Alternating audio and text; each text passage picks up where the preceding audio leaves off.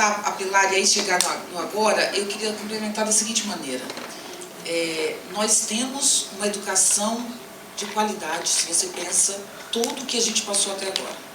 Quando as manifestações estavam no seu auge, eu cheguei com uma moça no Facebook, no debate, disse para mim assim, peraí, mas você quer que eu aprenda, que eu saiba a história para estar nas manifestações? E eu pensei, não falei nada para não criar conflito, mas pensei, é o mínimo. Mas nós não sabemos exatamente o momento político que a gente vive. Então, quando você olha para trás, isso que a Pilar estava falando, e olha, o que nós tínhamos no século XX, até a década de 50, o que nós tínhamos conquistado na década de 50, por exemplo, o Anísio Teixeira, um grande educador, em 22, ele já faz um manifesto Escola Novista, falando de coisas que a gente está falando aqui, que eu já vou falar agora, que é uma educação contemporânea. Na década de 20, o Anísio Teixeira falava isso. Aí 30, 40, 50, fomos brigando por isso, mas uma escola ainda elitista, não era para todos. Mas aí veio o regime militar. Não foi o regime militar que criou o problema, gente. Não foi, o problema anterior. Só que o regime militar, ele expulsou do Brasil quem? Quem era o alvo do regime militar? As escolas, as escolas secundaristas e as universidades. Então, quem era o alvo? Os jornalistas, os intelectuais.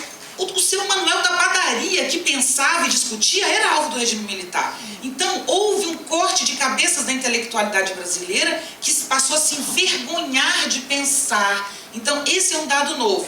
Quando eu fui para a universidade tão novinha, minha mãe se apavorava, meu pai estimulava, minha mãe dizia, minha filha, cuidado, minha filha. Em 81 eu entrei, medo de política ainda minha mãe tinha. Em 81, medo que eu fosse perseguida, minha filha, você fala, mas minha filha não faz isso.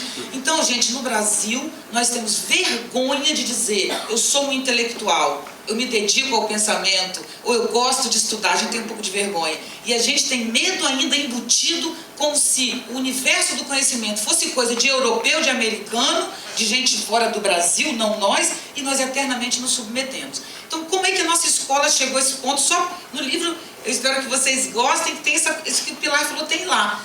Mas só para dar aquela sintetizada, eu diria o seguinte, chegamos ao século XXI com a consciência, meio do 21 para cá, final do 21, começamos a ter consciência do problema, final do século XXI, com consciência de que era grave. Então, o que a gente se deparou? Temos que investir em educação. Vamos olhar essa educação de fato, o que ela tem? Ela é uma educação passiva, que valoriza demais a hierarquia do professor sobre o aluno, da diretora sobre o professor, da secretaria municipal sobre o professor, e aí vai. É um sistema hierárquico e excludente. Não é um ambiente democrático a escola. Aí você diz, a culpa de quem? Culpa do professor? Não, o professor também estudou numa escola. O professor passa adiante o que ele aprendeu. O professor vem de uma escola, hoje quem é professor, os professores antigos já saíram da escola, já aposentaram, os que passaram pelo regime antigo. Então, os professores de hoje vêm de uma educação castradora, de uma educação que as ensina a submeter. Então, o que é hoje estudar? O que é ser o melhor aluno que eu dou o exemplo da USP, porque é a melhor universidade brasileira em pesquisa e ensino, né? Inevitavelmente, inegavelmente. Então você pensa assim, o que precisa de um menino para entrar na USP? Um garoto aqui de São Paulo, uma menina que está fazendo cursinho, se for não for pelo Enem, se for pelo vestibular, por exemplo, que é o que graçou a educação brasileira. O que você tem com esse menino? O que ele vai fazer? Ele vai ter que saber o que ninguém sabe para ele passar no vestibular, não é isso? Para ele estar na frente dos outros, tem que saber o que ninguém sabe. Mas saber o que ninguém sabe é saber coisas inúteis. Porque o saber é para trocar.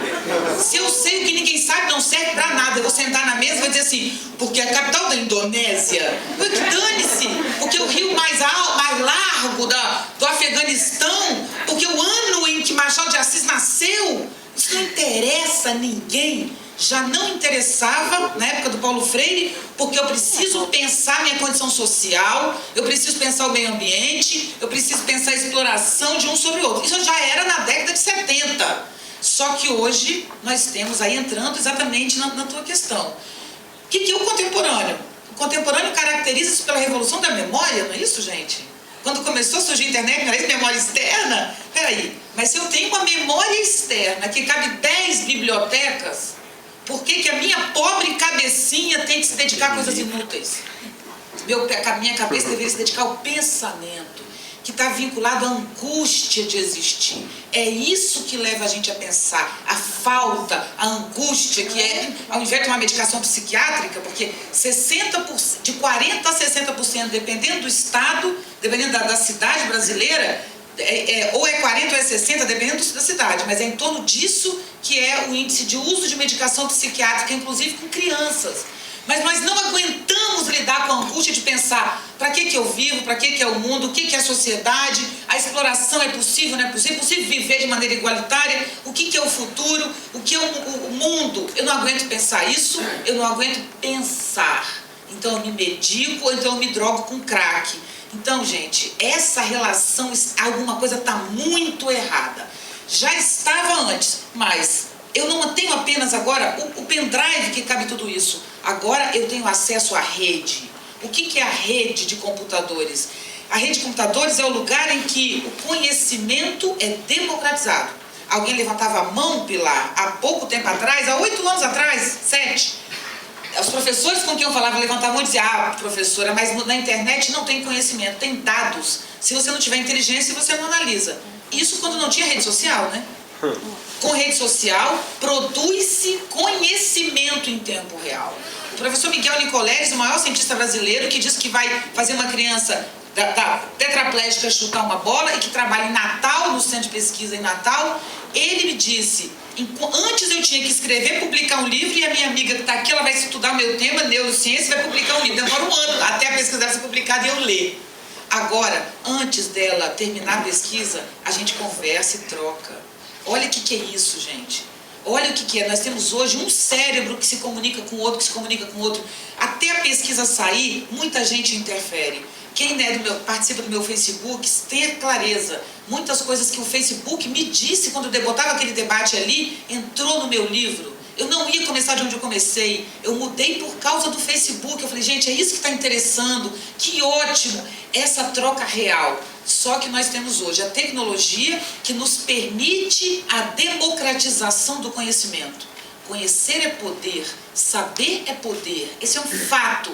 Então eu tenho acesso ao poder porque eu tenho acesso ao conhecimento. Mas na verdade, eu tenho acesso, mas na verdade, em uma educação passiva, a internet não serve para nada. Porque eu chego na internet e quero que ela me conte. É isso que eu faço como professor. Eu chego na sala, quero que o professor me dê aula, quer dizer que eu vou chegar na internet e pedir que ela me determine? Não. Aí você sabe que você vai para lugar nenhum, né? Você tem que chegar na rede tendo uma interpretação.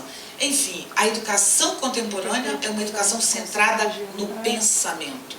Pensar é a necessidade. Não apenas porque temos uma revolução da memória, mas porque nós temos um mundo que precisa diminuir ou mudar a sua relação com o consumo. Ou mudamos a relação com o consumo, ou morreremos intoxicados de gás carbônico. Ou nós mudamos a relação com o outro, ou nós seremos engolidos uns pelos outros, nesse niilismo de matar criança, de matar gente pelo meio da rua. O mundo está desabando em função da ausência de pensamento. Mas a ausência de pensamento não é típica do regime militar. Eu vou falar isso muito rapidamente, senão eu vou demorar demais, mas eu tenho que falar isso.